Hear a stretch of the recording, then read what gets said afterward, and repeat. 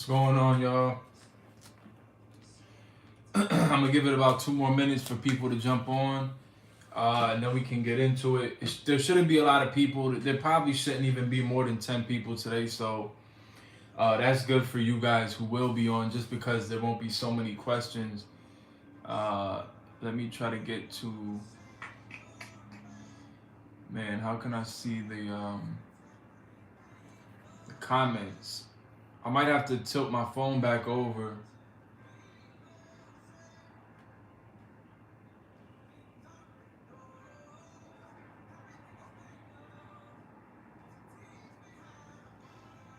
All right, I see the chat. Now I can see the chat.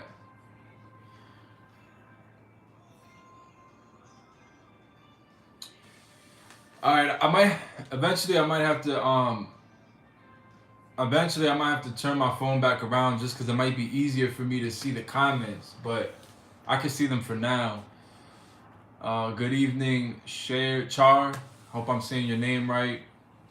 ODY. I think I remember you from the last course giveaway. Not today, man. We're not doing no giveaways today. You're just jumping on here to do a Q&A. Oh man, I might have to switch this because I can't see. Can you guys hear me? Y'all can hear me?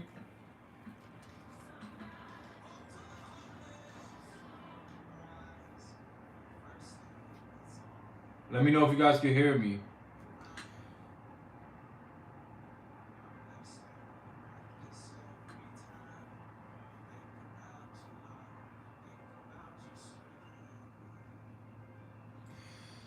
Want to give it a couple more minutes so people can jump on. Just joking with you. Appreciate all the free game you give already, boss. I appreciate you as well, man. I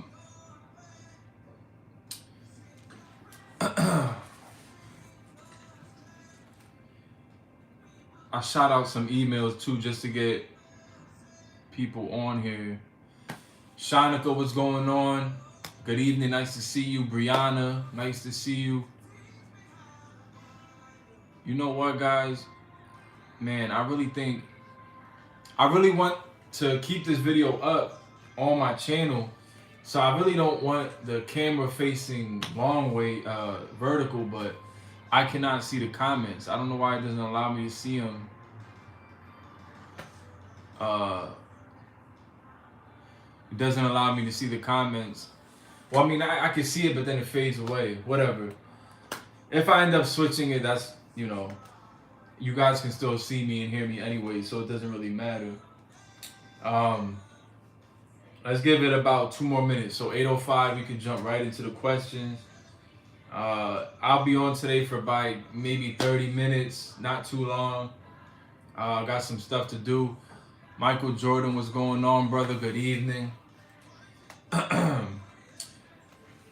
Michael Jordan, did you, if I'm not mistaken, did you purchase the course? See, one of the things that, if you're on here and you purchased the course, please do me a favor, send an email to courses@covenantdispatchllc.com. Put testimonial and tell me if it's working for you.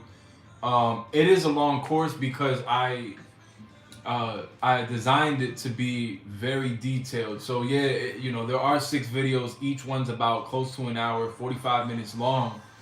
The whole purpose is for you to, it's giving you a lot of details. So you want to take your time.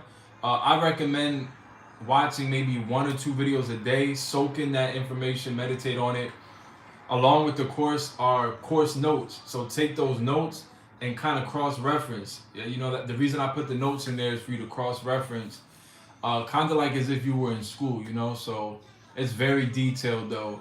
But if there is anybody on here that has taken it and they're either halfway through, they've completed it, please do me a favor and email me a testimonial. I want to get testimonials together. I have a lot of people that email me and I haven't been able to get back to everybody that has told me it's been doing good for them, or they give me good feedback on it.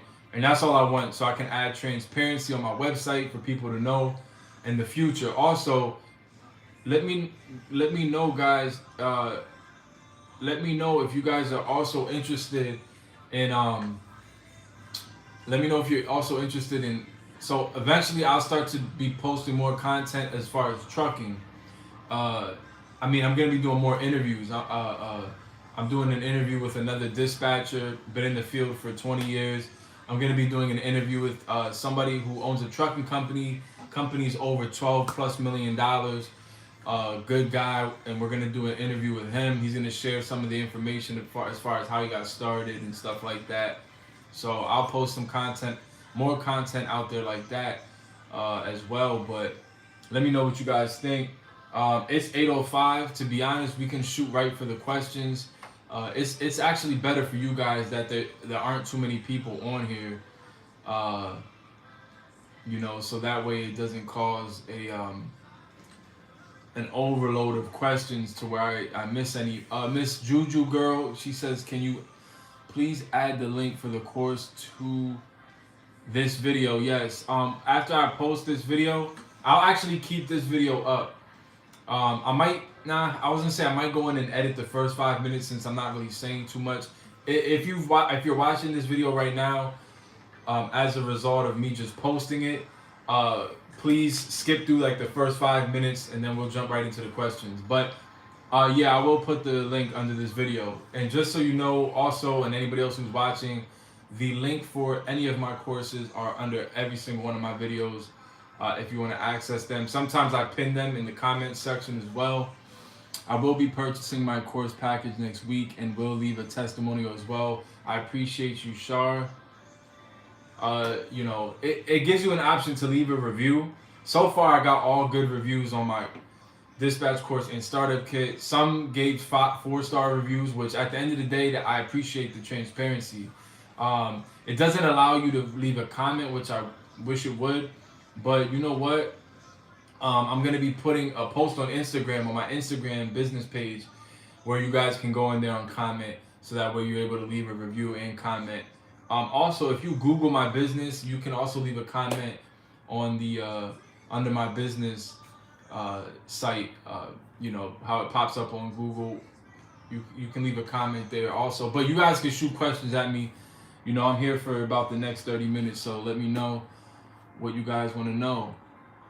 Can you use your own authority? So Thul, Thul. So Thul asked, and I hope I'm pronouncing that right. Can you use your own authority to dispatch on the load boards? Yeah, absolutely. If you have your own trucking company and you have an active authority, that's actually how I started off.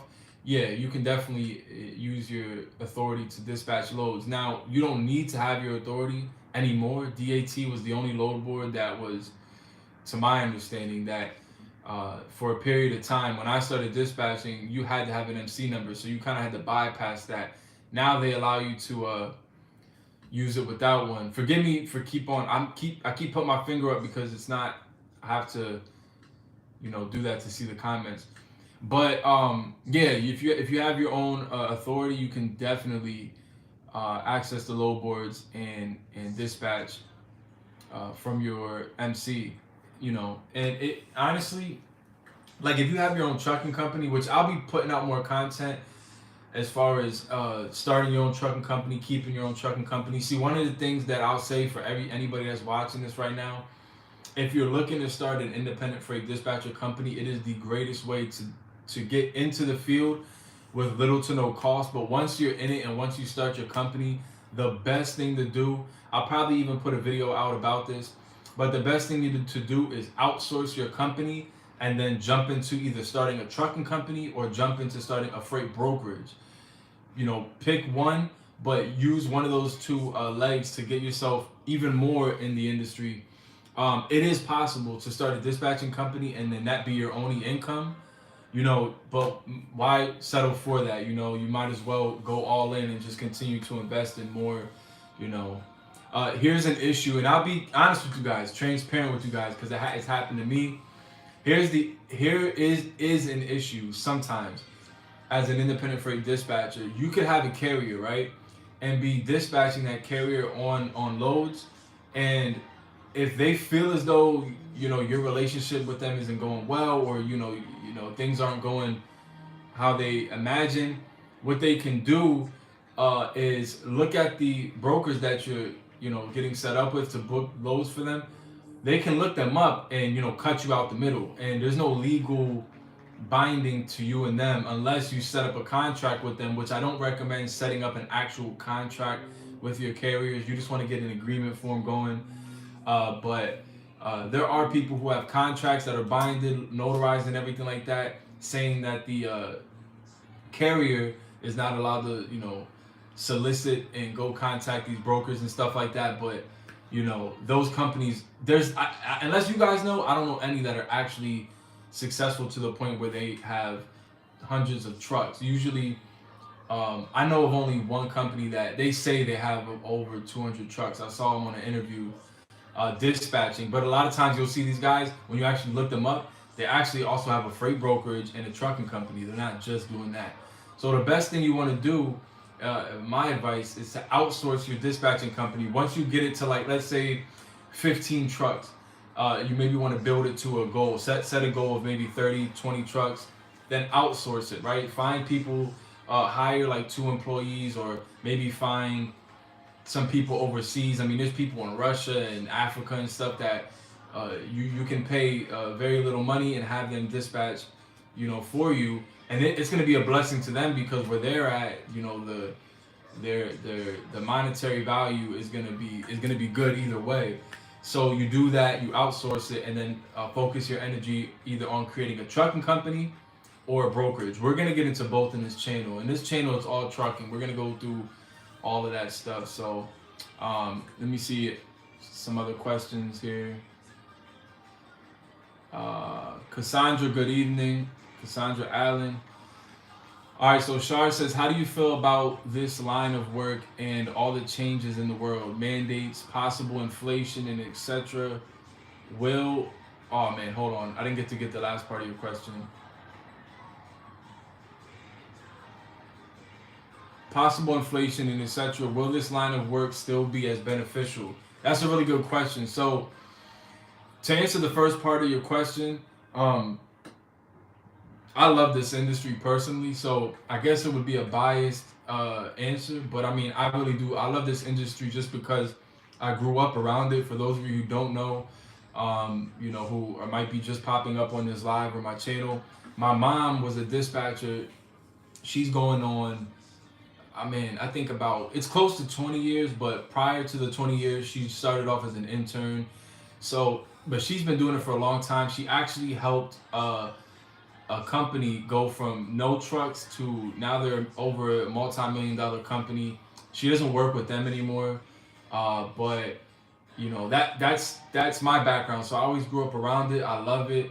I don't. And then to answer the other part of your question, because you're asking about mandates and stuff, I don't see it really going anywhere. Some of the how do I say it? Some of the strongest markets in this country are real estate. Like, for example, real estate is not going anywhere. There's always going to be property to buy and sell, right? Stocks are not going anywhere because major corporations are not going anywhere. Worst case scenario, they'll just go jump ship, go to another country and start fresh and stuff like that. But the likelihood of that it's not likely. And then you have logistics, right? And freight logistics. Unless Elon Musk designs semi-trucks that can drive themselves, or artificial intelligence creates some type of dispatching software where it replaces dispatchers, that is highly unlikely, because even if they begin to run trials on testing it out, there's nothing like a mutual communication between somebody, right? Having imagine trying to call a robot to get a reference number, things like that. So I don't see it going anywhere at all, to be honest. As a matter of fact, independent freight dispatching is becoming more and more popular, more and more accepted. Before it wasn't as accepted, now it's becoming more and more accepted. But like I said, outsource your company and jump into either brokering or jump into starting your own trucking company. The other part of your question that you asked, hey, what's going on, Daryl? The other part of your question, will this line of work still be as beneficial? Absolutely, in my opinion. I think it'll still be beneficial because, like I said, freight logistics is a sustained industry. It's not going anywhere. There's always gonna be a need for there to be load and freight moved. So I don't think it's going anywhere. To answer that question, Flawaya, if I'm saying that right, Pine says, "What do you do if a driver cancels? Uh, if a driver cancels mid-trip for another run for higher pay?" Unfortunately, it happens sometimes. It's rare. Usually, you have a good relationship with your driver, and it also depends if they're an owner operator or if the truck you're dispatching for um, has a company owner that you're just dispatching for that driver. Does that make sense? Like I had, for example, somebody that I was dispatching for, but I was in communication with the company owner, right? I was only in communication with the driver to dispatch them, but as far as rates, invoicing, I dealt with the company owner. And so there was a time where I was in communication with the driver and I said, hey, go pick up this load. It's a good load. Well, the company owner contacts me and they say, oh, why would you send them there? That's not a good load. I don't approve of that load, yada, yada. So it sucked because I had to contact the broker, cancel the load. It kind of destroys your reputation with that broker for any future loads. What do you do? The only thing you really can do is call the broker as quick as possible and cancel that load. But it does happen. It's rare. What you want to do is communicate as best way as possible so that you can avoid those situations. Cassandra says, please repeat where you want the testimonials sent. Cassandra, send them to the courses at covenantdispatchllc.com. And then in the subject line, just put testimonial. The email is usually under my videos in the description. If not, Cassandra, I'll place the email in the description under this video. Brianna Speezy says, what is your average monthly expenses, for example, load boards, TMS, QuickBooks, etc.? I could be missing some items. Please share. So let me try to answer this off the top of my head. Number one is, yeah, you're right, load boards. So I use 2 load boards, one DAT, the other one is truck stop. Each one is about, off the top of my head, I can't remember. It's like $40 for truck, $45 or $43 with tax, something like that. Let's just say $85 if you round them both up. For the load boards, TMS, you guys know I use Connect Team. It's only $35. If you want to round it up with tax and everything, about $40. So where are we at? So far we're at 80, about 120. QuickBooks, I'm on a subscription for QuickBooks. They charge me $50, $54 I think now a month for what I use from them.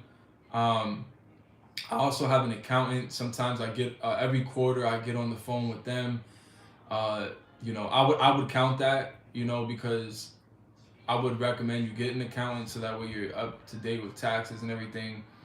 What else? Off the top of my head, I can't really think of anything else other than Wi-Fi bill. Maybe you want to add in Wi-Fi bill. My Wi-Fi bill is like $75.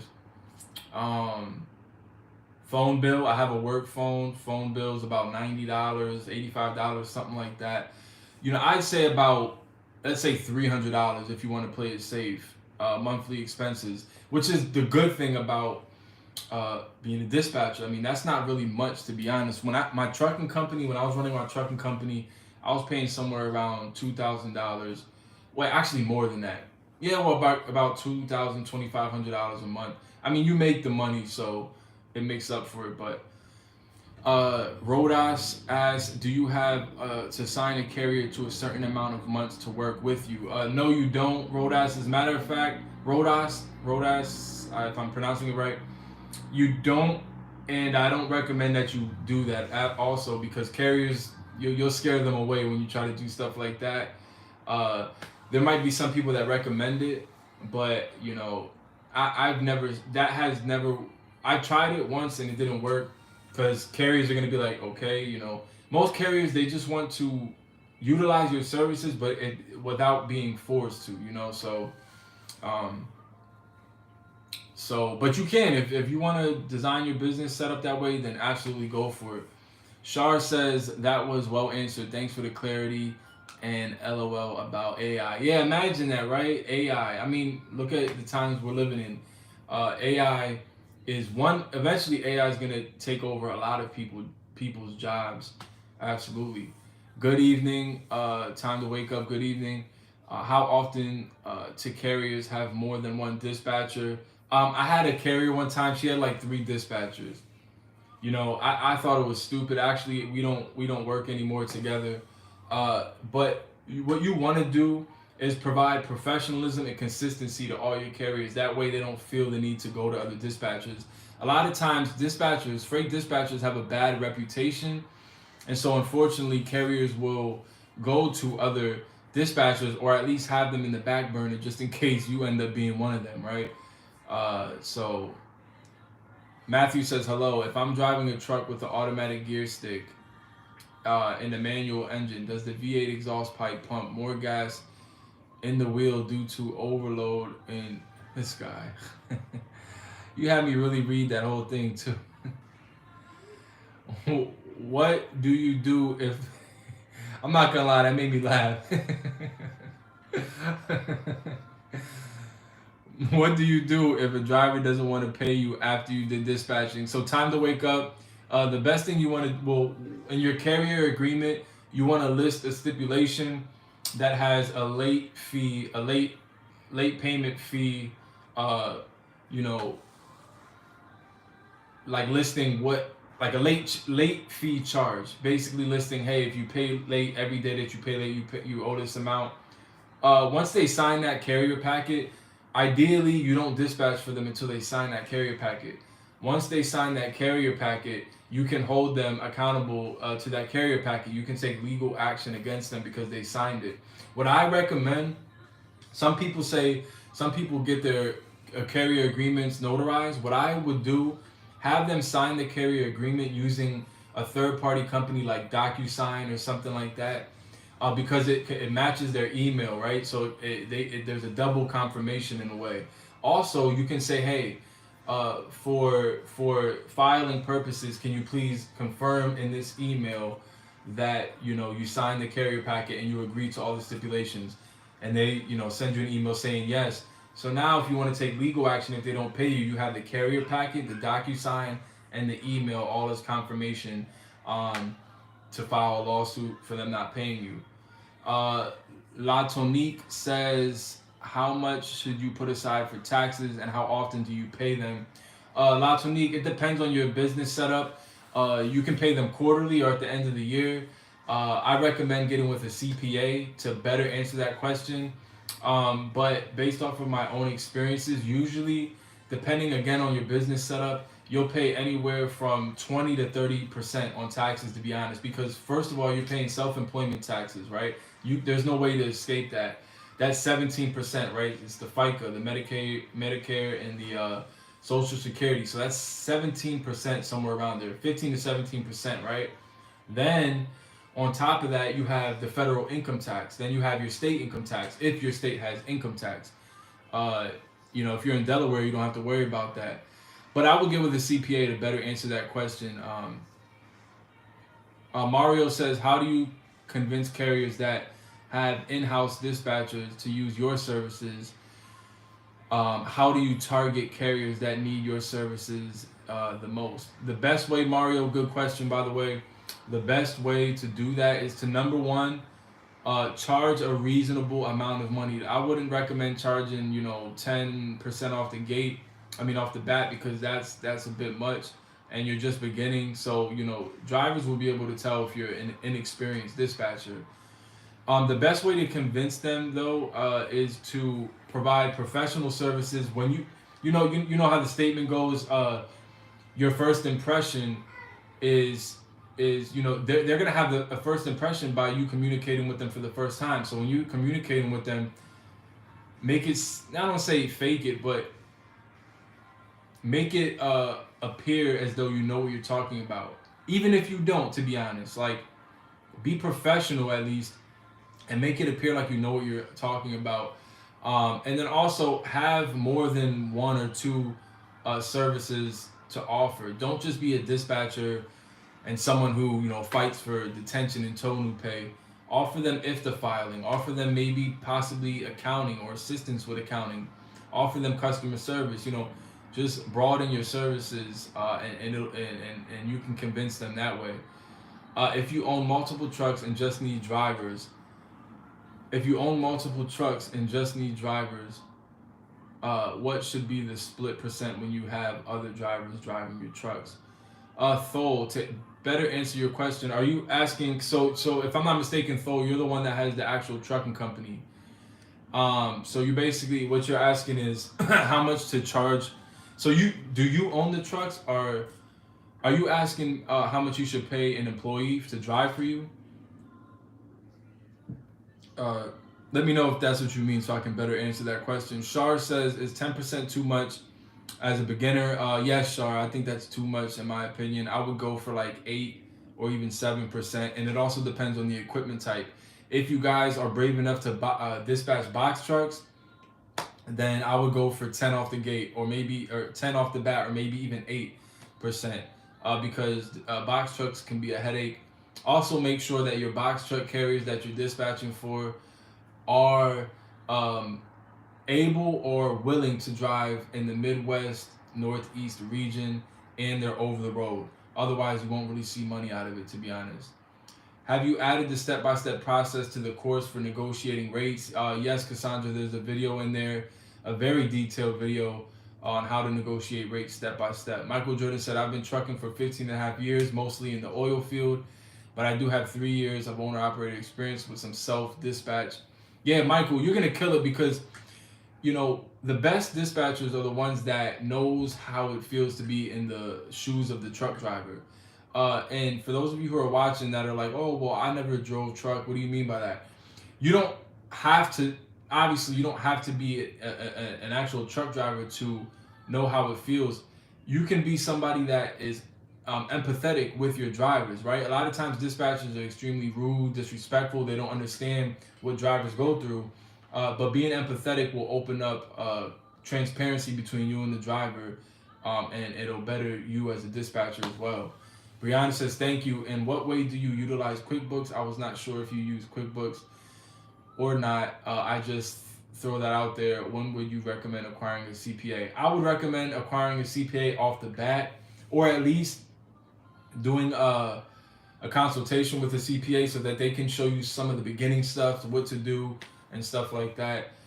I utilize QuickBooks for invoices, for bookkeeping.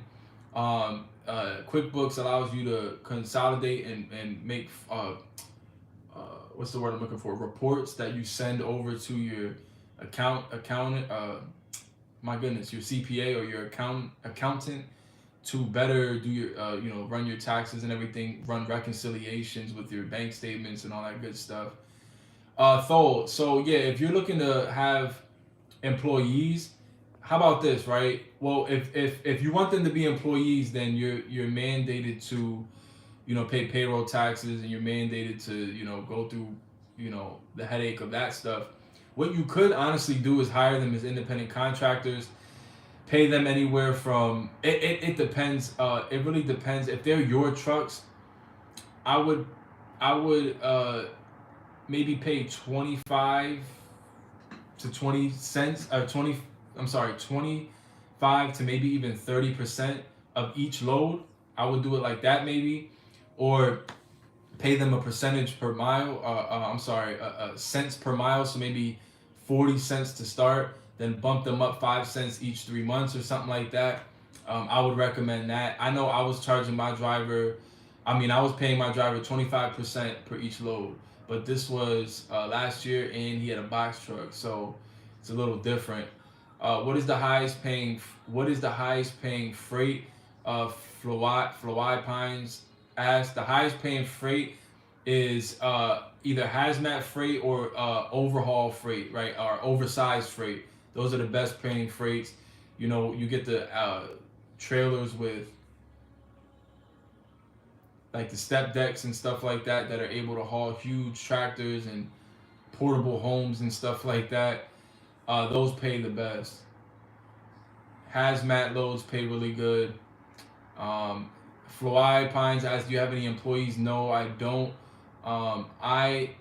So if you guys know what an S Corp is, I operate as an to be taxed as an S corp company, meaning I would be the only one. Well, not that I'm the only one, but in my business design, I'm an employee under my own company to save taxes, basically. Give me 1 second, y'all.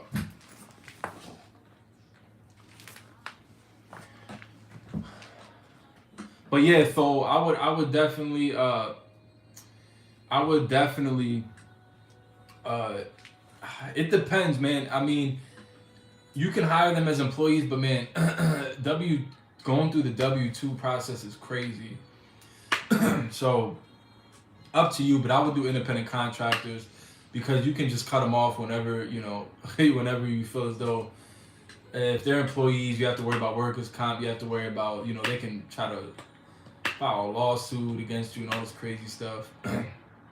So Thol, S corp is just a way that I elect to be taxed. So an LLC is my company is an LLC, right? But you can elect to be taxed as an S corp rather than as just a single member LLC. The reason being is because you save taxes. I mean, you save money on paying taxes because as an S corp you pay yourself as an employee, right? Whereas as a LLC, single member LLC, you're paying yourself what would be considered dividends, and so you save money. So if I'm paying myself a dividend as a single member LLC, right? I have to pay self-employment taxes, right? The whole amount, the 17% or however much it is, somewhere around there. But if I'm paying myself as an employee, like if anybody's an employee, they pay half of the FICA self-employment taxes, right? They pay half of it, and then the employer assumes the other half of it. So if you're paying yourself as an employer, you only pay half of it. So you save 7% more or less on taxes. And then, there's other tax breaks that you get. I wouldn't go into detail about it because, again, I'm not a CPA and I don't want to be held liable for giving out information in regards to that. What is the max amount of trucks a person could dispatch and still be sane? That's a very good question.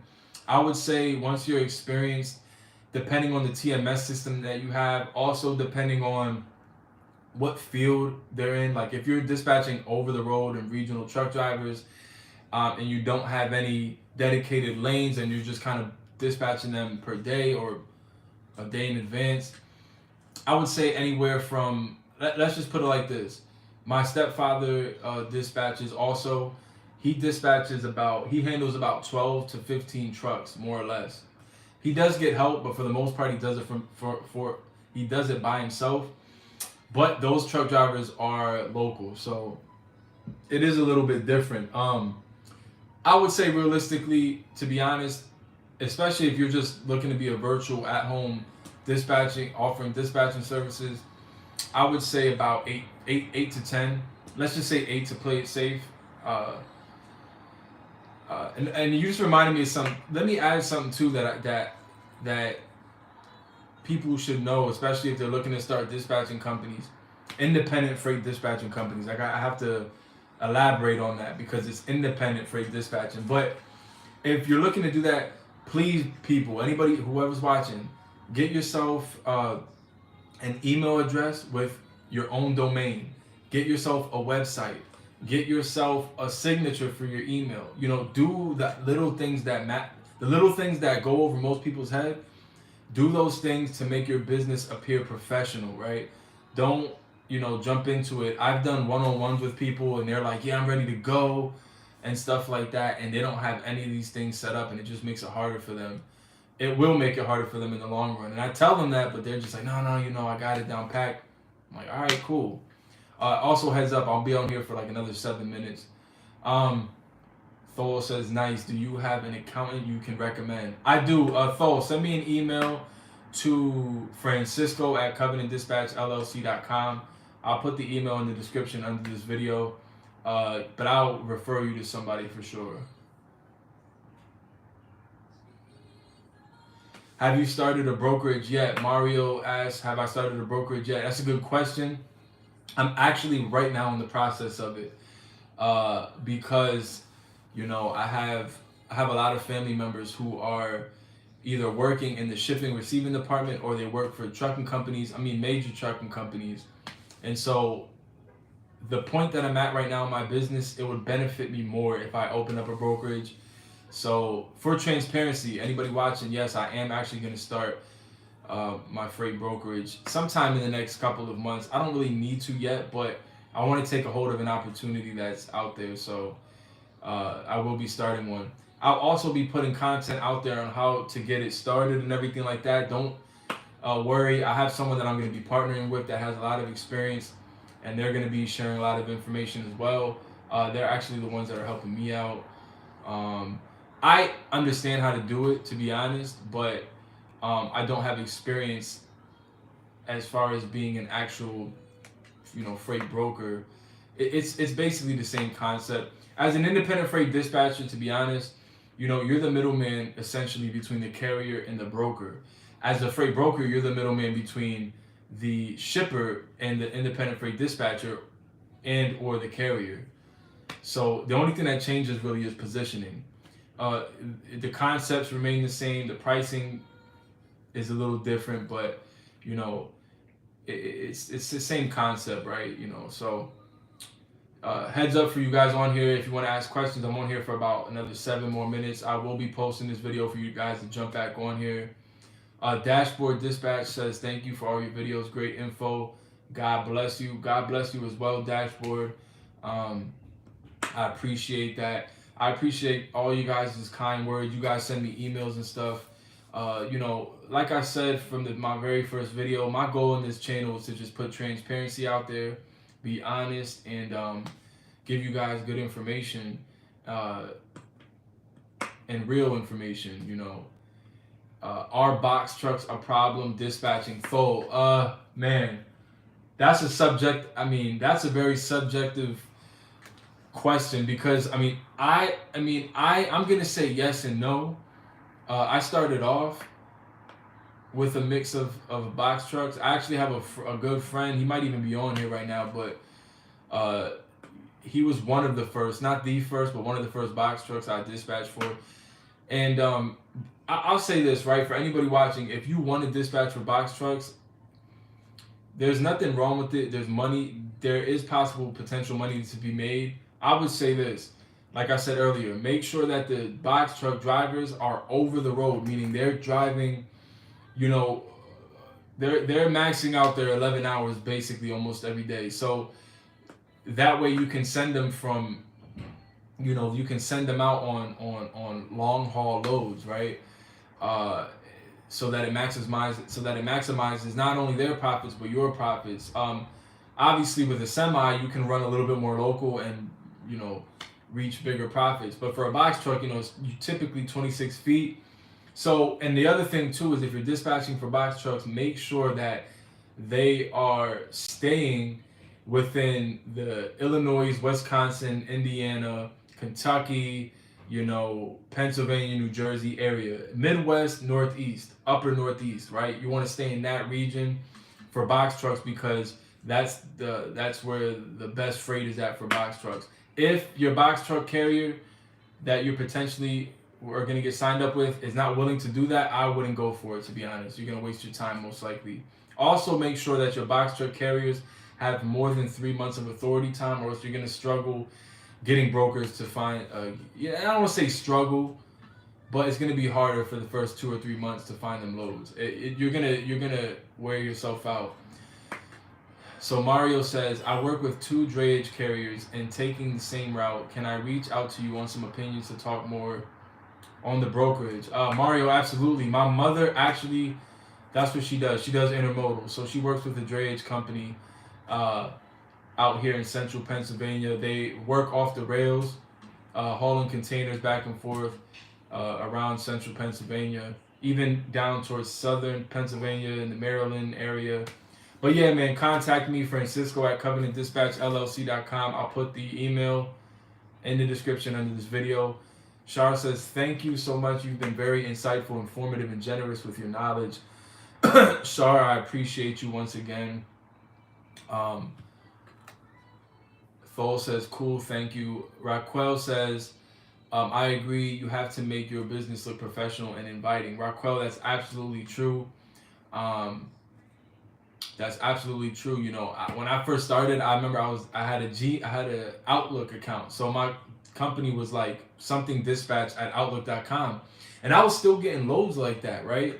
But I realized a lot of people wouldn't respond to me because as a dispatcher, one of the things you'll see is sometimes you're on the load board and you might be emailing one, two, three, four different brokers at once, you know, trying to, you know, bid on this load to lock the load in. And sometimes I would get certain people that wouldn't respond unless they were desperate. And I said, man, why aren't these people responding? Come to find out, you know, and you know, I have no real way of establishing that was the reason why. But guess what? Once I actually added a domain to my email, those people started responding. So I'm sure that's what it was. And I established a website. You know, just a simple website. It doesn't have to be anything crazy detailed. Just a simple website, you know, will get you. A simple website will get you some kind of professionalism. You know, so that way people look at you and say, okay, this person's legit. They're established. Miss Juju Girl says, why not the South for box trucks? Miss Juju Girl, the South is pretty dried up for a lot of freight, not just even box trucks, but definitely box trucks, especially Florida. If any of you guys have been watching videos or, you know, have been maybe even looking at other people's content, you'll see Florida's a pretty dead state as far as freight goes. Now there is dedicated freight that goes in and out of Florida, especially reefer freight. And then in the springtime, you got a lot of produce that is going to be in and out of Florida, but produce freight usually is going to be for the dry vans and the reefers, not the box trucks.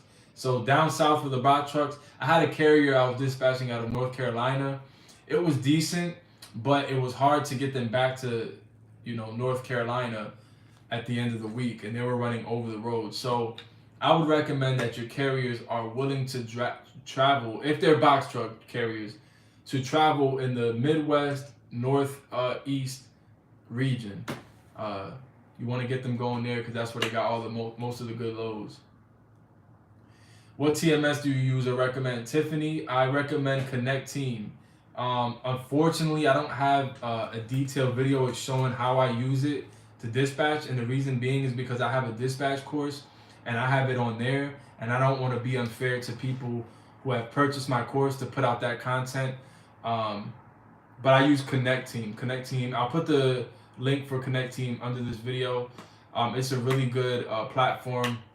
You can use it for more than just dispatching, and you can get the job done as far as, you know, keeping track of your loads and PO numbers and stuff like that.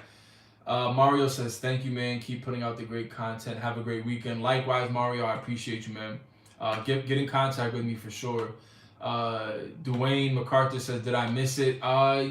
You didn't really miss it, but I'm getting ready to jump off here in a couple of minutes. I'm trying to stay on a little bit longer because I want people to get their questions out, but I do have something I got to do. So Edwina says, some have said that you do not need an MC number to dispatch. What is the importance of having an MC number? To place it in the perspective, Edwina, an MC number is simply a number that you get assigned to you from the FMCSA, which is the entity that basically oversees, you know, interstate commerce and stuff like that. But you go on the website and they assign you an MC number. Basically, your MC number is what allows you to haul freight interstate, right? Meaning from state to state within the 48 states that we can access here. Obviously not including Hawaii and Alaska, or even including Alaska, but you have to cut through Canada to get there. So within the 48 states that you have here, right?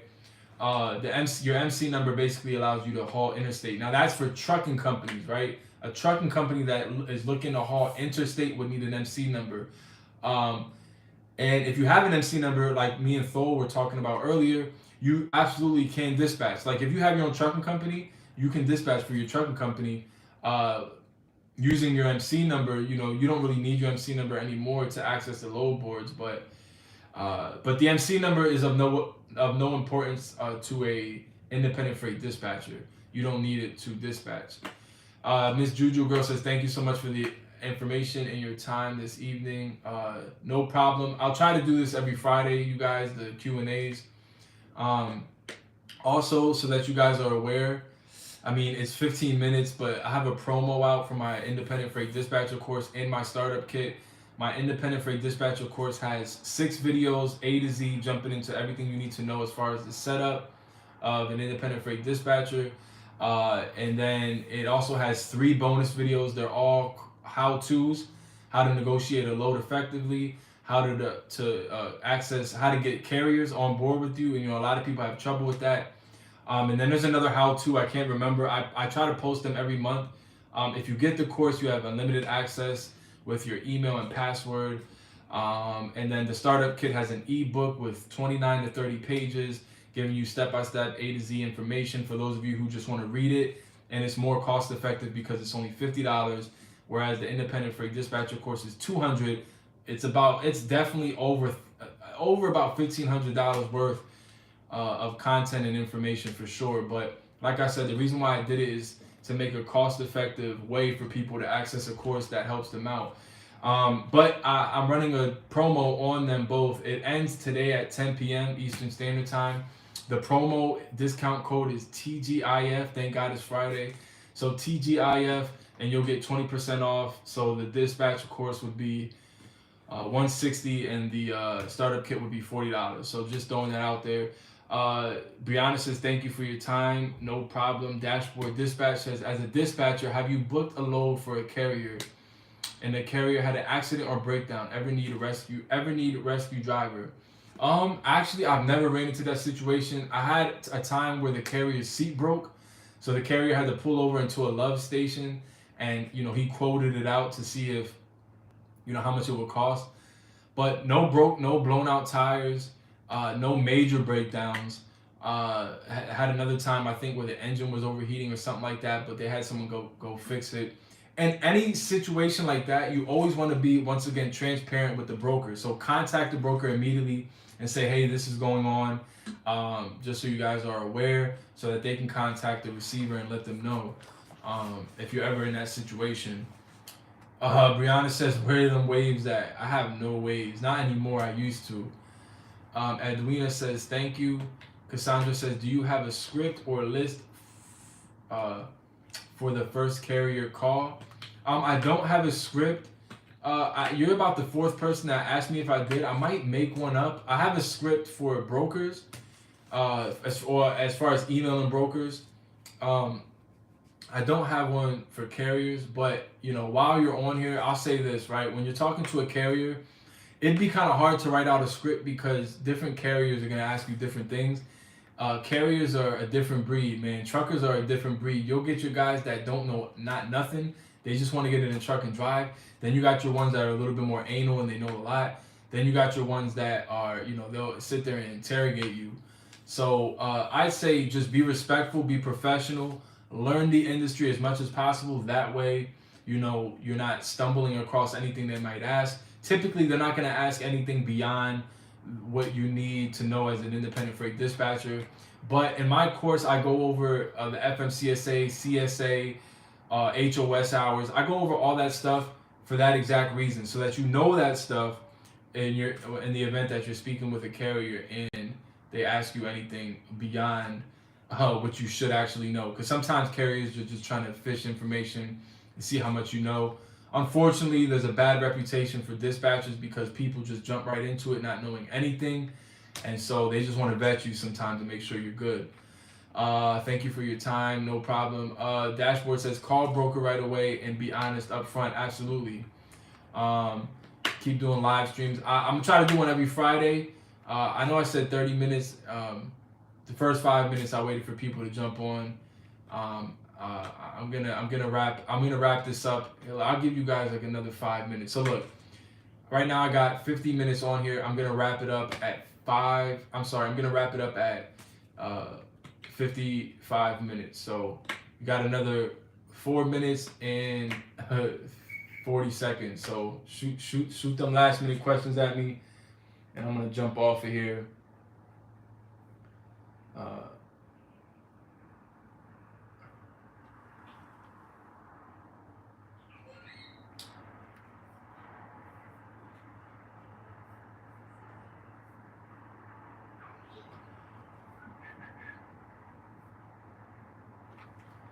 Yeah, guys, shoot those last minute questions. I got about 4 more minutes on here, giving you guys as much time as possible. Do you have any tips for building your website as a dispatcher? To be honest, I did my own website. I use Wix.com. Wix.com is super user friendly, and they allow you to, they kind of in a way walk you through it. It's very user friendly, very easy. And as an independent freight dispatcher, all you really need to do is put your contact information, your pricing, kind of a statement of your business as far as how, who you are, how you got started, stuff like that. So it doesn't have to be extremely detailed. It could be just one page and then another page maybe with contacts. I recommend Wix.com. I was actually thinking about offering a service on helping and assisting building websites.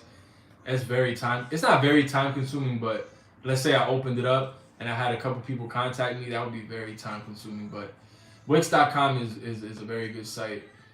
Thanks in advance, man. Much appreciated. No problem. I'll paste all the links. I'll paste the Connect Team link, the QuickBooks link under this video. I'll also place my email for those of you guys who want to email me, and I'll place the course to access my courses. I'll place that link under this video.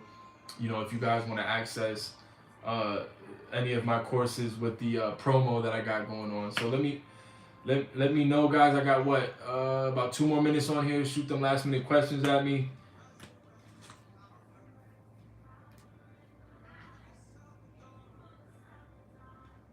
Also, really quick, how do you guys feel about me putting more content, out there as far as interviews with people that I'm talking about, trucking company owners, millionaires. Also, content as far as trucking, how to get a trucking company started, and also how to get a freight broker company started. I'm gonna start adding that content on here because, I have the information. Sometimes I just don't have the time, but I'm gonna start doing that. Let me know what you guys think. Edwina says, how many pages is your course book, and does it have the same information as the virtual course? Edwina, the ebook has about 29 to 30 pages. I believe it's 30, but I could be off one. 29 to 30 pages. And basically the way it's structured, it basically consolidates the dispatcher course as best as possible. Obviously, it's not the same because it's in a book format, but it basically consolidates at all of those things, and it gives you all the information you need to know. The only difference is you don't have an actual video where I'm showing examples and stuff, but it's about 30 pages. Do you offer any training by Zoom? I do one-on-ones. I do one-on-one coaching. I'll put that information. It's in the same, to schedule a one-on-one coaching. It's in the same link that my courses are at. I'll put that under here also. But I do training by Zoom. It's 1 hour consultation. That's the best I can honestly do because of me being busy throughout the day. I try to fit in at least three a day. So guys, I'm on here for like another 30 seconds. Let's get last minute questions. I'm getting ready to jump off of here. I appreciate you guys. Please like this video. I don't know if YouTube Live allows you to like the video afterwards, but if you haven't already, please like this video so it can reach a broader audience. It might help somebody out. Once again, I'm going to try to keep putting transparent information on here. I think I'm going to upload a video Monday. This weekend, I'm looking to do an interview, and I'm also looking to, my next video will also most likely be about a trucking company, ways to leverage your independent freight dispatch company to further move in the field of logistics. Like I said, you want to start, the independent freight dispatcher is a great way to start, but you want to leverage yourself with that with your dispatch company and open up more doors and opportunities that you're only able to do if you have a trucking company or a broker license. Unfortunately, there are certain things you can't do as an independent freight dispatcher that you are able to do as a broker or a carrier. You know, as an independent freight dispatcher, you cannot contact shippers. I've seen people on here post that you can. Dispatchers saying that you can. Yo, that's a red flag. I don't know what they're talking about. You cannot contact a shipper legally. Now, I'm saying legally. You can't contact the shipper directly to do work. First of all, the very first thing they're going to ask you is what's your MC number as a freight forwarder, which is a freight broker. There's reasons why you have to have an MC number, because a broker has to have a surety bond. Let's say something goes wrong with the freight. If you're just an independent freight dispatcher, there's no liability. There's no way that they can go after you if you mess something up. That's why freight brokers are, set in stone. How difficult is it to coordinate an operator's route? It's not difficult. It really just depends on the equipment type that they're running. If they're, flatbed or whatever, drive-in, reefer. I would say box trucks are a little bit more complicated, but always try to look for. So in my course, I explain how to establish dedicated lanes. You want to try to establish dedicated lanes. That way you're not having to spend too much time on coordinating routes. If you get a dedicated lane, the carrier just picks it up and drops it off every time. Some dedicated lanes run 3 months, 2 months, sometimes only 1 week, but however long it can keep you from having to wake up and book a new load every day is beneficial. Have a great weekend. Drive safe out there. Appreciate you likewise. Next time, stay longer. I'll try to get on here longer next time. I keep telling you guys I'm going to get off and I stay on because I'm trying to answer everybody's question as best as possible. And I want this video to be informative so people who jump on here, got some information. To add on factoring in their hours of service, home time, etc. Factoring doesn't really take too much long. All you have to do is get all the paperwork, send it over to their factoring company. That way they can get paid. It's not time consuming at all. Their hours of service, yeah. Now, when you're coordinating their routes, you do have to take into account their hours of service. But unless they're an over-the-road driver, they're never gonna, you're never gonna really have to, pay too much attention to their hours of service, because they have 11 hours that they can drive, right, every day or every 24-hour period. If they're over the road, usually over the road truck drivers will drive about 10 of those hours. Sometimes a driver will drive 11. You have to be hitting it to drive 11 every single day, but usually a driver will drive like 9.5, maybe 9, even 10 hours. But yeah, you want to make sure that they're not going over that. Now, it's more of their responsibility to make sure they're not going over those hours, because if they get an infraction or if they get a violation, it doesn't fall on you as an independent freight dispatcher. But because you're providing those services, you want to make sure that you're keeping them up to date with those kinds of things. So, but yeah, guys, I'm going to put my email under here. You guys definitely welcome to email me. Man, I'm a late night person. I stay up pretty late to get odds and ends done. So usually anytime, even up to like 12 a.m., I try to respond as quick as possible. Worst comes to worst, I'll respond within 24 hours at least. Once again, I got 1 more hour for this promo to end. The only reason I put the promo up is because I had people emailing me asking me when I was going to do another discount. And in all fairness, my courses are already extremely cheap. But the reason I started this channel was for this is for to help people, and also to find a cost-effective way to learn, because there's people out there charging $900, $1,200, $1,500, and I'm not trying to knock their courses at all. I'm not saying that in any kind of way, but I know what's in these courses. I've been down that road. So the course that I have is the same, if not better, to be honest. But that's just that's just me. That's just me speaking. I don't expect you guys to believe me just because it's my course. But anyway, so yeah, I'm getting ready. So you're awesome. Thanks, man. Appreciate you. The course link I'll put under this video. Simon, between what hours do freight dispatchers usually schedule loads? Good question. Usually between 7 a.m. Eastern Standard Time and I want to say 1 p.m. Eastern Standard Time. You got to figure in the West Coast they're 3 hours behind, so 7 a.m. on the East Coast you got brokers waking up, right? It won't be until 10 a.m. that the brokers on the West Coast are waking up, but you'll catch your brokers here on the East Coast that you can start booking loads. The best hours to book loads, I would say, anytime from 7 a.m. Eastern Standard Time to about 12 p.m. And then from there to about 3, 4, it's kind of dead. And then at 4 o'clock, you got your brokers trying to get your last minute stuff out. And so, that's also a rush hour, great time to book loads. So, but I promised I would get off after that last question, but I hope I answered that question for you, Tina. Like I said, guys, I'm going to place my email under this video. Get in contact with me for any questions. The course link will also be under here. The website links will be under here, the ones that we discussed in this video.